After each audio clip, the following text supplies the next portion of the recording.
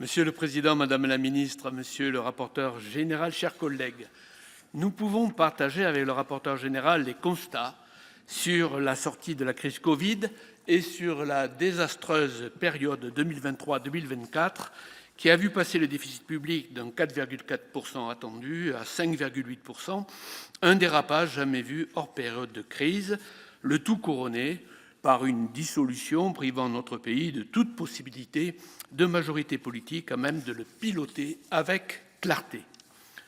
Les deux derniers projets de loi de finances que nous venons d'examiner ont, c'est vrai, des éléments communs. Un rejet de la première partie et donc de l'ensemble du texte par l'Assemblée nationale, un texte étudié complètement et voté seulement au Sénat, servant de base à une commission mixte paritaire, le vote d'une loi spéciale, un vote définitif en février de l'année suivante. Pour autant, et malgré les apparences, ces deux périodes n'ont rien de commun. Pour le PLF 2025, il existait un socle commun élargi aux Républicains qui avait permis la recherche de compromis entre le Sénat et l'Assemblée. La censure du gouvernement Barnier en novembre avait alors conduit une majorité de députés à ne pas amplifier la crise politique et donc à ne pas censurer immédiatement le nouveau Premier ministre désigné pour donner un budget à la France. Cette année, la situation politique a conduit la majorité sénatoriale à ne pas vouloir s'inscrire dans la recherche d'un compromis large et à s'exclure de fait de la discussion en prônant des solutions le plus souvent maximalistes. C'est ainsi que près de 9 milliards de recettes ont été supprimées en première partie, sans que des économies du même montant aient été votées en parallèle. L'ensemble aboutissant inexorablement à une dégradation de la copie au Sénat de 0,3 points de PIB. Concernant notamment la surtaxe d'IS sur les 400 devenues 300 plus grandes entreprises, elle avait pourtant été votée l'an dernier à hauteur de 8 milliards d'euros ici même. Il faut dire que c'était le gouvernement Barnier qui l'avait proposé et le même prévoyait dans le même texte une surtaxe de 4 milliards d'euros pour le budget suivant. Vous l'aviez voté à l'époque, vous n'en avez plus voulu aujourd'hui. Même sujet pour la CVAE. Les impôts de production ont fortement diminué durant le premier mandat du président Macron, sans compenser la mesure, soit par des baisses de dépenses, qui étaient souhaitées ici, soit par une augmentation significative de la croissance, ce qui était espéré. N'oublions jamais que l'essentiel de l'augmentation du ratio de dette sur PIB, seul utile en la matière, est la conséquence d'une baisse de la recette fiscale de plus de 70 milliards d'euros par an, inacceptable, notamment en période de crise. Revenir temporairement sur un taux original d'IS de 33% pour les très très grandes entreprises n'est donc en rien anormal, même si ce n'est pas, je le reconnais, glorieux. C'est d'ailleurs la position qu'a exprimée très clairement le gouverneur de la Banque de France devant notre commission. Parallèlement, tant que l'on n'a pas rétabli nos comptes, ne pas diminuer encore nos recettes fiscales est une évidence. Concernant les particuliers, même constat. Pour compenser les plus de 20 milliards de taxes d'habitation évanouies, seul le compromis trouvé à l'Assemblée, notamment avec vos amis de la droite républicaine, dont je voudrais signaler que 27 amendements ont été retenus en première partie, pour seulement 4 pour le Parti socialiste, a permis d'épargner les classes populaires et moyennes. Ici, vous avez par contre dévitalisé la proposition de contribution différentielle sur les hauts patrimoines que nous devons donc maintenant retravailler. Pour autant, je voudrais rappeler que notre travail collectif ici au Sénat n'a pas été, comme je l'entends trop souvent, totalement inutile. Le texte considéré comme adopté par l'Assemblée nationale conserve en effet 116 articles sur 209 dans la rédaction retenue par le Sénat. Permettez-moi de féliciter pour cela nos administrateurs de la Commission des finances réunis autour de notre rapporteur général. La procédure déclenchée au bout du débat parlementaire et non au tout début de l'examen du texte, comme cela a été trop souvent le cas, sur la base d'un texte de compromis qui, par nature, n'est celui d'aucun des groupes représentés au Parlement, permet à notre pays d'avancer et de faire face à ses obligations tant national que dans le champ international. Ce compromis, avec ses forces et ses faiblesses, était la seule voie possible, et je m'honore, à ma modeste place, de l'avoir souhaité et d'y avoir contribué. Je vous remercie. Monsieur le Président, Madame la Ministre, Monsieur le Président de la Commission, Monsieur le rapporteur général, mes chers collègues, le projet de loi de finances pour 2026 arrive enfin au terme d'un long et tortueux périple. Un périple dans lequel, je dois le dire, mes chers collègues, le Sénat ne ressortira pas grandi par le dogmatisme et le jusqu'au-boutisme politicien de certaines formations politiques au sein de cet hémicycle. Notre Assemblée tout entière a été gravement discréditée et délégitimisée. Je le regrette profondément, tant l'image de notre institution était empreinte de raison et de pondération. C'est tout l'inverse que nous avons donné à voir. La question préalable qui suivra nos débats est représentative de l'impasse dans laquelle nous nous trouvons. Ce refus d'étudier le texte à nouveau, bien que légitime eu égard au délai dans lequel s'apprécie cette deuxième lecture, est symptomatique de l'étiolement de la voix sénatoriale dans le débat public.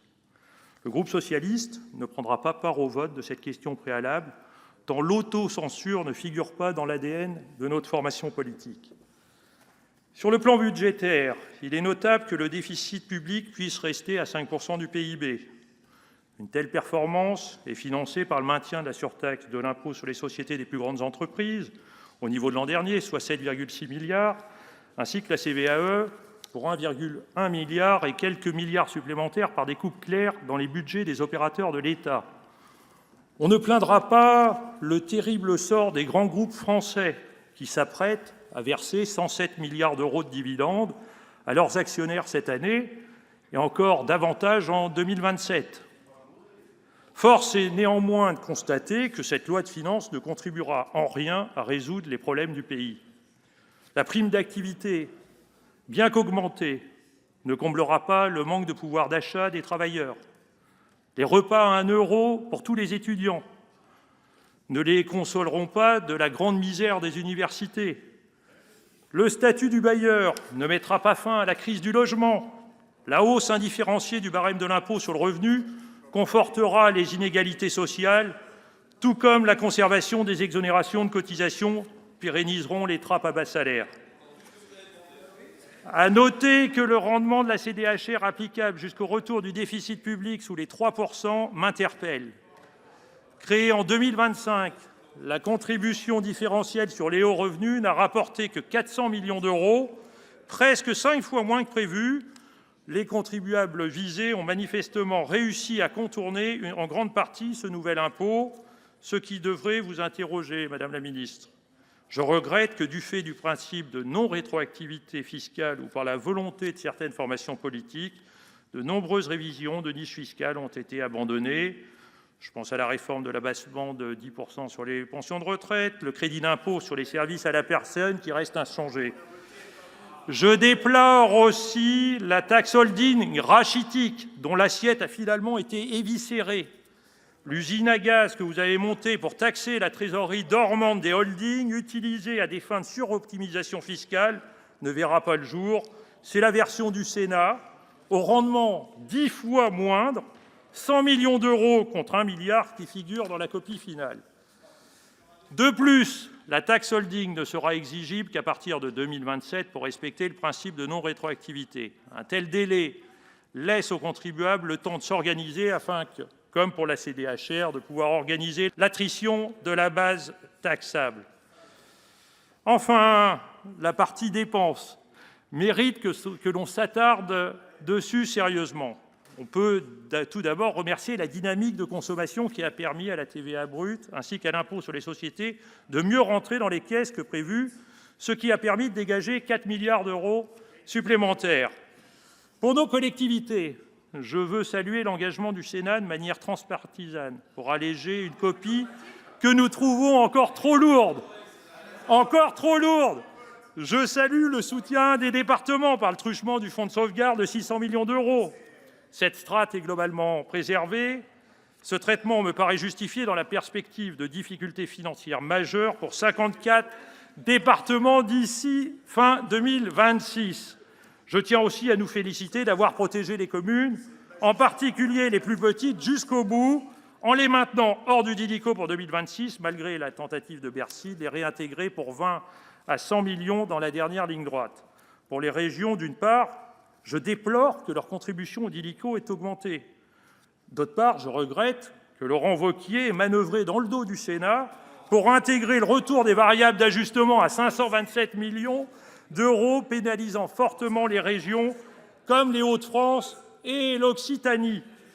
Cet arbitrage, Madame la Ministre, est à rebours de la ligne défendue par Régions de France et le Sénat.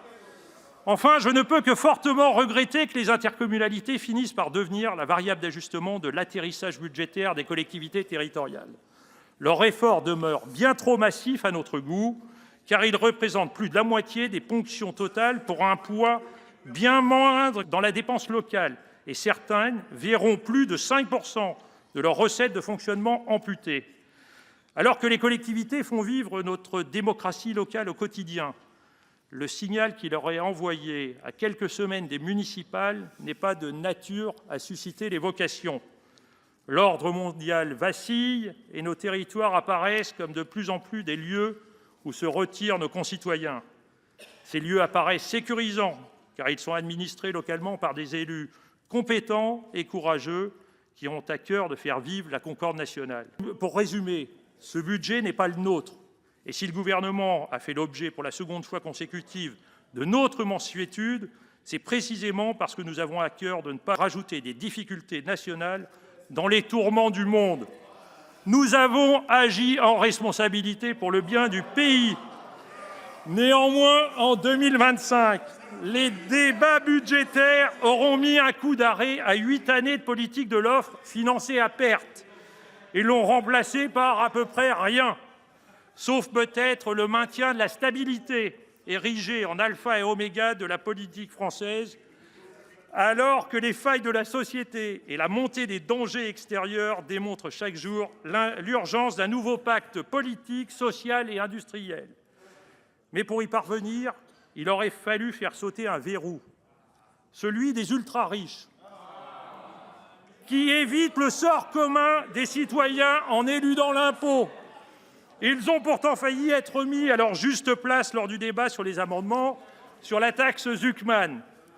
La campagne sans vergogne menée par la presse Bolloré et autres Arnaud, la complicité des forces conservatrices, du MoDem au RN, ont réussi à les épargner. La conséquence de cette défaite va bien au-delà des milliards perdus pour les finances publiques. En renonçant à faire contribuer les plus riches, les partis du centre à l'extrême droite ont rendu impossible tout effort collectif pour non seulement maîtriser la dépense publique, mais aussi redistribuer plus justement les revenus, équiper les forces armées et faire face au défi climatique qui est le défi de notre siècle. L'ancien ministre Éric Lombard a pointé bien trop tard à notre goût, je cite, les milliers de foyers fiscaux qui ne payent aucun impôt. On est donc passé des 200 familles qui dominaient le pays dans les années 1930 aux 2000 familles qui bloquent le pays un siècle plus tard. Il faut le dire, au regard de la copie finale, ces familles ont gagné la bataille de 2026. Mais gageons que le budget 2027 n'en fera pas l'impasse. Car ce budget 2027, dont je sais qu'il est déjà en cours de préparation, sera un budget de campagne pris en otage par la présidentielle. Vous le savez, Madame la Ministre, il sera dominé par une logique électorale. La rationalité budgétaire sera mécaniquement reléguée au second plan. Le budget 2027 constituera un élément à part entière de la campagne présidentielle. Chaque formation politique cherchera à y défendre ses orientations programmatiques, à affirmer ses lignes de fracture et, le cas échéant, à s'opposer à des mesures perçues comme politiquement risquées ou idéologiquement incompatibles. Le prochain PLF, je conclus, sera aussi la preuve d'une hérésie institutionnelle. Depuis la dissolution ratée, l'exercice du pouvoir est devenu délicat et gouverner jusqu'au bout du quinquennat sera périlleux. 2026 a été le budget de la contrainte. 2027 pourrait être celui de la paralysie. Monsieur le Président, Madame la Ministre, nous sommes les socialistes. Nous avons un point commun, mes chers collègues, c'est que nous avons dirigé, gouverné ce pays dans la Ve République. Vous plus longtemps que nous, je vous le concède. Mais nous, depuis moins longtemps écartés que vous, en l'occurrence, même si je n'oublie pas les ministres gaullistes, ou en tout cas LR, qui sont membres de ce gouvernement que vous critiquez tant. Reconnaissez qu'il n'y a pas de socialistes au gouvernement.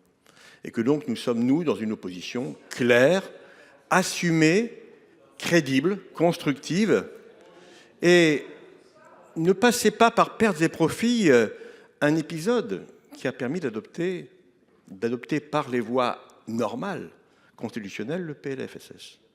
Ce qui veut dire que l'engagement qui a été celui du Premier ministre de ne pas utiliser le 49.3 a permis au moins sur un projet de loi qui représente 620 milliards d'euros de passer dans un débat parlementaire qui a été construit à l'Assemblée et au Sénat. Nous ne prendrons pas part au vote aujourd'hui sur votre question au préalable, parce que nous estimons que, oui, le Sénat, sur le PLF, n'a pas été totalement, loin de là, au rendez-vous. Nous le regrettons, parce que nous avons porté aussi de nombreuses propositions, et ce budget, au bout du bout, qui ne sera pas censuré en début de semaine prochaine par les socialistes, d'ailleurs comme les LR, sauf erreur de ma part, malgré toutes vos critiques, eh bien, ce budget ne nous convient pas complètement. Vous l'avez compris, mais nous voulons donner un budget à la France. Son application sera déterminante. Madame la ministre, nous serons extrêmement vigilants. Comme vous l'avez évoqué dans votre ouverture en disant nous aurons des réunions pour vérifier que les choses se passent de manière correcte. Voilà l'état d'esprit dans lequel nous sommes. Et c'est pour cela que nous ne prendrons pas part au vote. Aujourd'hui, vous laissant simplement donc en responsabilité de la majorité sénatoriale.